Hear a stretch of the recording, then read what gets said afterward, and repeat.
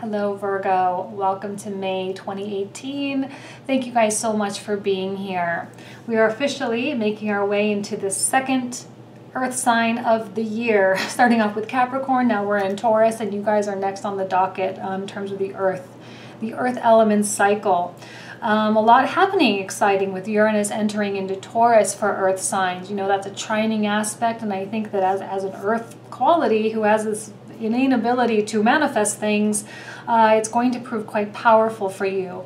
If you want to join me on the weekly bumps that I do every Wednesday, I do them live at noon, sometimes live, sometimes not, depending on what goes on, but I do go much more in detail with the astrology, and we will talk much more about it this upcoming Wednesday, this Uranus entering Taurus. We've got Chiron entering Aries, and that's a big deal.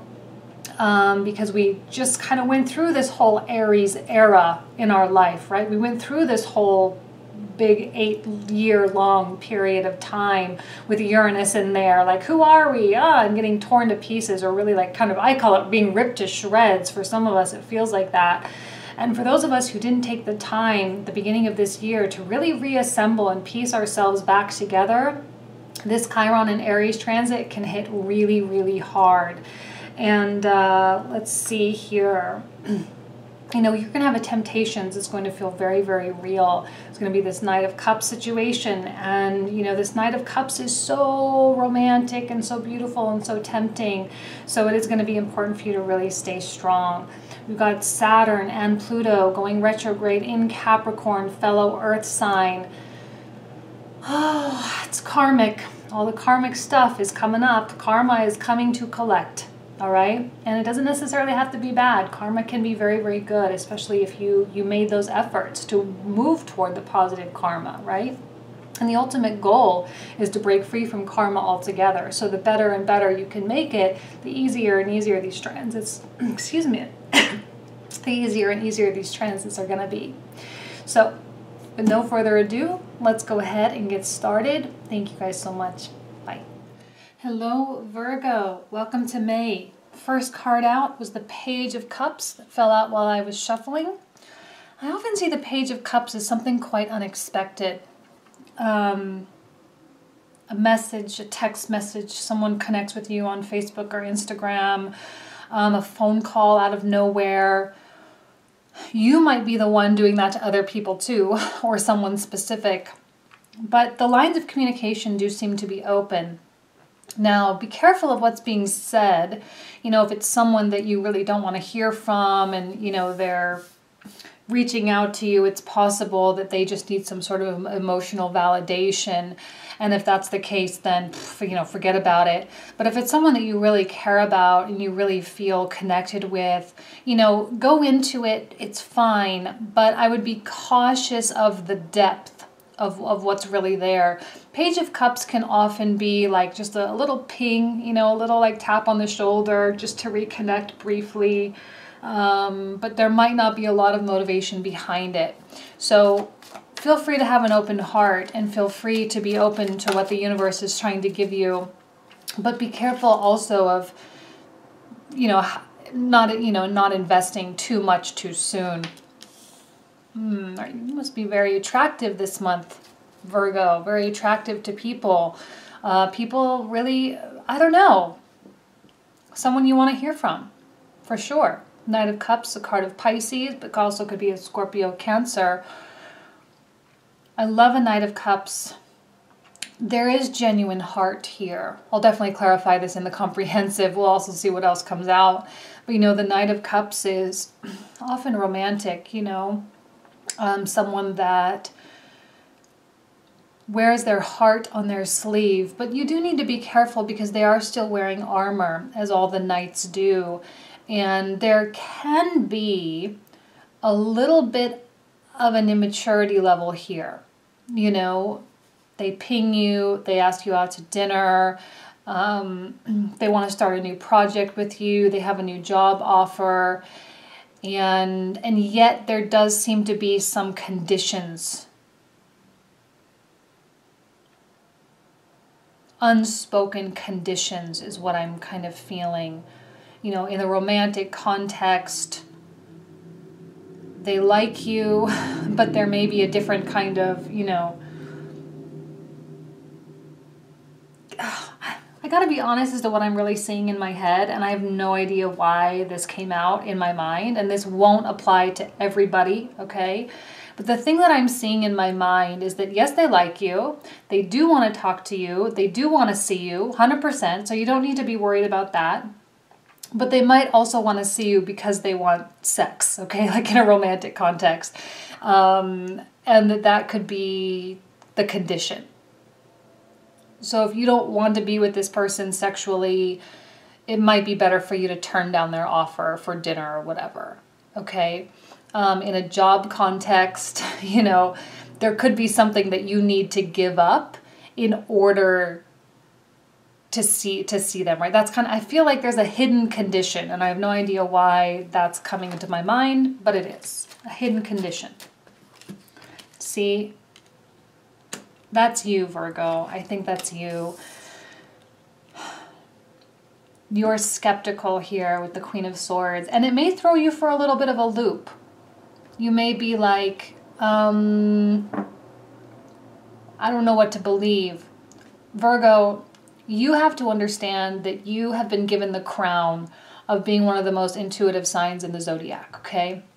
I say Virgo, Cancer, Pisces are usually the most. Now, everyone has an ability to be intuitive, that's no doubt, and it can have a lot to do with where your other planetary placements are. That's fine, I am kind of stereotyping, but at the same time, you should wear that crown proudly and, you know, be very proud that your gut feeling, and again, Virgo represents digestion and the gut itself, right? So your gut feeling is right. So if you feel like there's a hidden motivation, or you feel like there's a condition under there, or if you feel like maybe they're only reaching out to you because they need some validation of some kind, you're going to need to ask yourself if you are willing to give that to them. Some of you, yes, some of you, no. My concern is that you intuitively are going to feel like by seeing them, or by connecting with them, or by inviting them, you know, then you are lowering your vibrations. I see the Queen of Swords, because it's a Libran quality, I see the Queen of Swords as being willing to accommodate very easily to other people, you know, because you have, as especially Virgo ascendants, you know, you have Libra in the second house, and the second house rules self-respect and self-love. And Libra can be, you know, like I say, very over-accommodating sometimes, and they can be very prone to doing things that they don't really want to do just for the sake of keeping peace. And so it's possible that you may do something you know maybe you really shouldn't, for the sake of keeping the peace or keeping the lines of communication open. I don't necessarily feel that this is someone that you don't want to talk to and you don't want to see. Actually, maybe you want to see them a little bit too much. Maybe you want this project to go through a little bit too much. And so you are willing to consider their hidden condition. But look, you're not confused here. You may think you're confused about what to do, like, oh, I don't know what to do. No, you're not confused. You know exactly what to do, and you already know what you're going to do. Seven of Cups in the reversal, I often see as like the dust is settling, the air is clearing, and, you know, you're kind of opening this new chapter after the Seven of Cups, because you're moving into the 8, 9, and 10. And the 8 is a picture of a guy walking away, you know? And so I think on some level, you know that if you're going to approach this, it's got to be just as friends, and that nothing more can really happen, but you have to have enough faith that you can actually do that. You know, maybe there is a very intense emotional or physical attraction here. And in a work context, it's very probable that this person has a project or a new job or something that you really, really want to do. So there's something there that they have, and they kind of know that they're in a little bit of a position of power. They know the effect they have on you. And, you know, because we have Saturn and Pluto going retrograde in an earth sign in Capricorn, it makes sense that you might go, I don't want to say go backwards, because I don't think you're going to go backwards. You might think about going backwards. Let's say that. You might consider trying again. You might consider giving up on that condition. You might consider those things. So you're going to have to take a beat, right? Take time away from this situation, away from this offering, because I think you know that the sacrifice might be a little bit higher than you want. Okay, let's see what else comes out. Obviously, these are going to get clarified in the comprehensive, because holy cow. Holy cow. Look, can we just look for a moment at all the blue? I love when a lot of one color comes out, because it indicates truth. Blue indicates truth, and it represents the right brain, which is our feminine side, our creative, intuitive side, which means that's the side that you really need to get in contact with, and the side that is going to be more active for you this month. You know the truth. So if you have a gut feeling, trust it, because you're going to be super on point. Okay.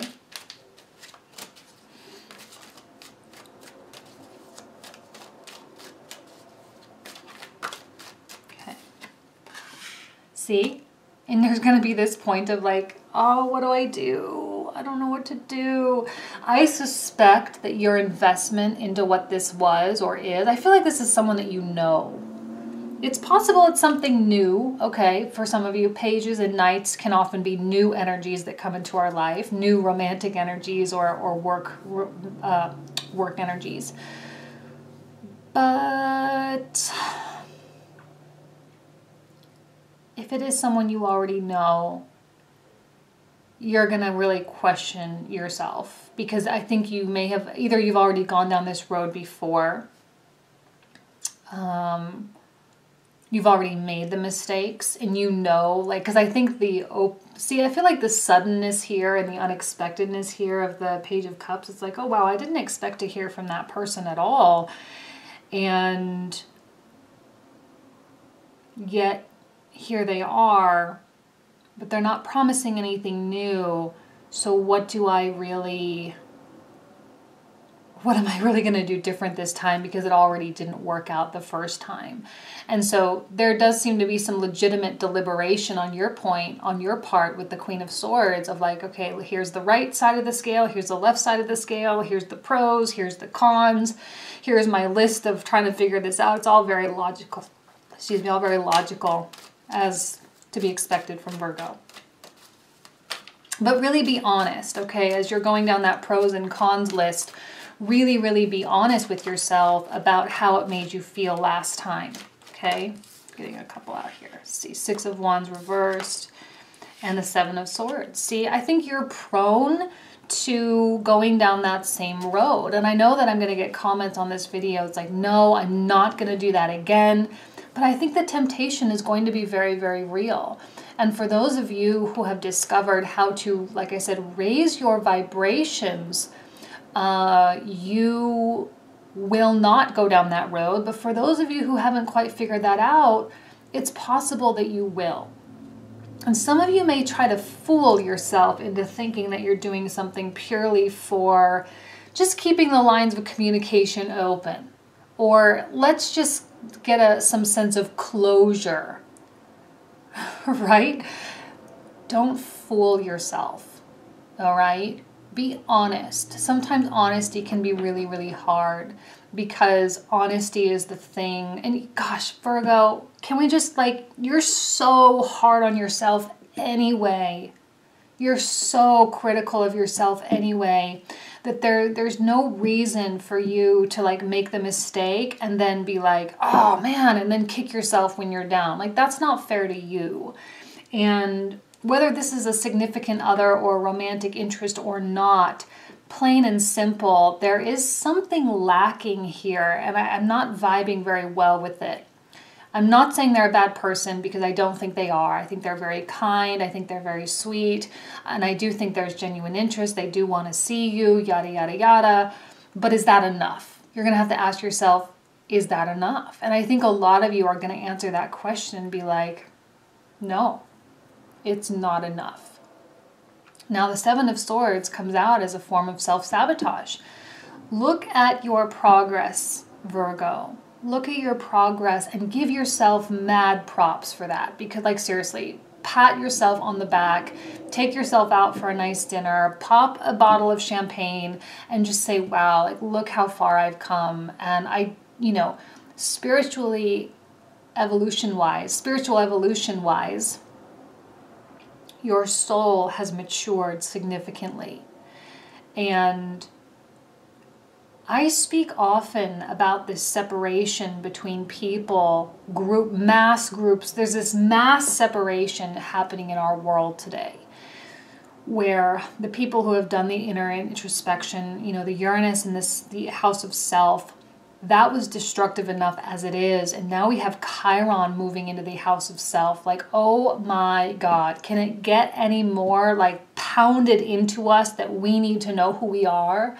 People who haven't done the self-introspection and the self-assembly are going to have a really, really hard time with the next, however long the transit is, 7, 8 years, whatever it is. They're going to have a really hard time with it. And they're going to get even more lost. The people who have done the work, they're going to get propelled forward. And the separating line is just getting bigger and bigger and bigger and bigger. And I think on some level, you know that this person is not as keen on themselves as you are. And I'm not trying to say to be judgmental towards them, but you can feel the difference in vibration. You've raised your vibration, and this person, I think you're going to feel, is going to try to pull you down. Maybe there was some past emotional attachment here with this person romantically, or maybe this was a past opportunity that you worked really, really hard for, like a business opportunity that you were really pushing and gunning for a long time ago. And now this person is finally like, okay, let's do it. And you're like, man, I already moved past that. What are you trying to do? You're trying to kill me, right? Like, oh man, I gave my all into it, and now you're trying to bring it back. Like, no, I need to move on, And the Six of Wands in the reversal indicates to me that it was something of a failure for you. And that was a failure or an ego blow that you really needed to get through. And it was actually, the victory was actually you working through the ego blow. So whatever it was that happened, you conquered it.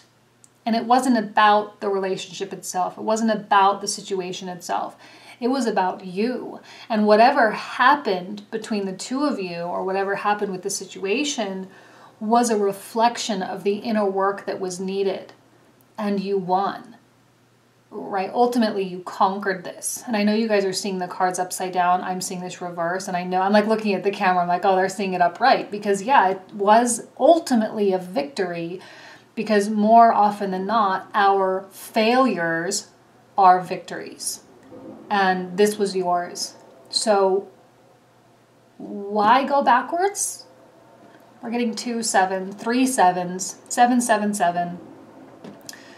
Sevens are harsh, They're the harsh lessons in our lives that force us to push, that they force us to push through, right? Okay, let's see what else. Oh, beautiful. I love what's happening here. 9 of Pentacles, you guys, is a card of Virgo energy.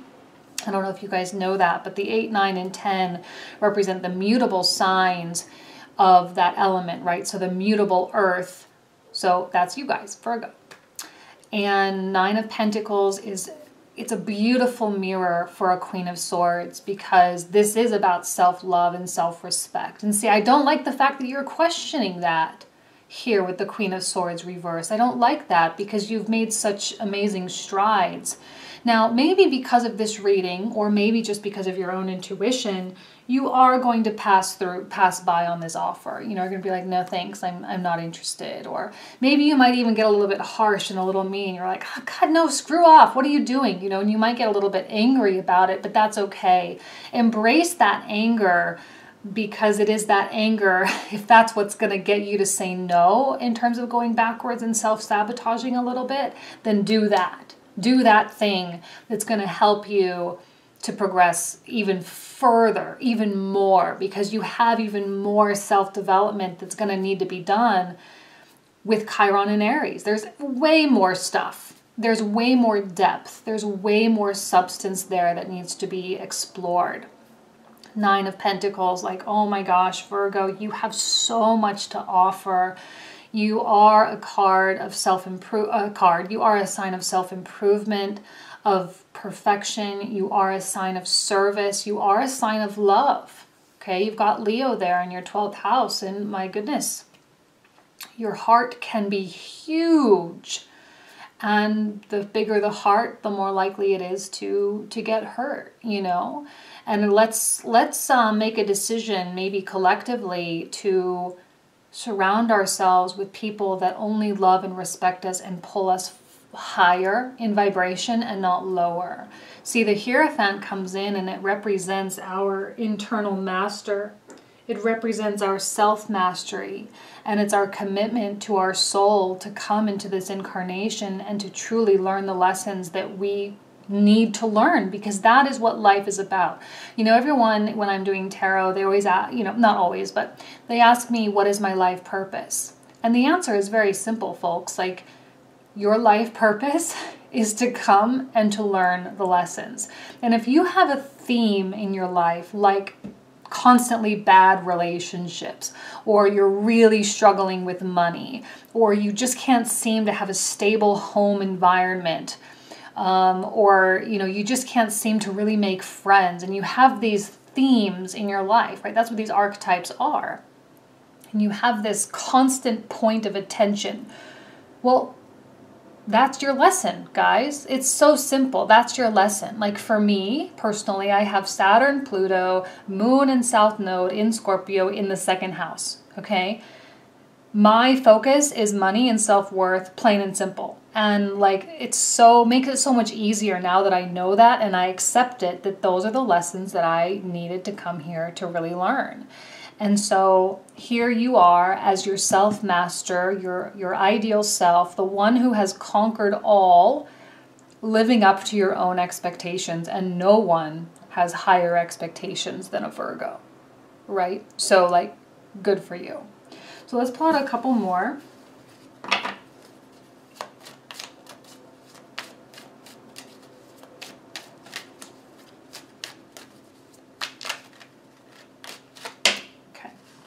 See? Oh my gosh, I can't even, like, for reals.